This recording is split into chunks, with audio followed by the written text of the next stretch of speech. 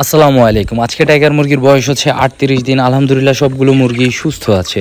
So আসলে খামার করলে অনেক মজা আছে, অনেক প্যারাও আছে। তো যখন দেখবেন আপনার খামারের মুরগিগুলো অনেক অসুস্থ, তখন ভাই কী যে একটা অশান্তি, এটা আপনাকে বলে বোঝানো যাবে না।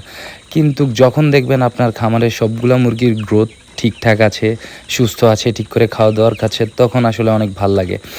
তো খামার করার দুইটি দিকে আছে, এখানে লাভ আছে, লস আছে। সো আপনাকে চিন্তা করতে হবে, এটার মধ্যে লেগে থাকতে হবে, এটার থেকে বাইর হওয়া যাবে না। একবার লস খেয়েছেন আপনি বের হয়ে যাবেন, এরকম মেন্টালিটি থাকলে আপনি খামারে আইসেন না। তো এটার মধ্যে লেগে থাকতে হবে। লাভ লস দেওয়ার মালিক আল্লাহ, সব কিছু আল্লাহর উপর যাক। আলহামদুলিল্লাহ আমার সবগুলো মুরগি এখন সুস্থ আছে। সবগুলো ওয়েট অ্যাভারেজে 900 গ্রাম করে। আলহামদুলিল্লাহ সবগুলো মুরগি এখন পর্যন্ত সুস্থ আছে।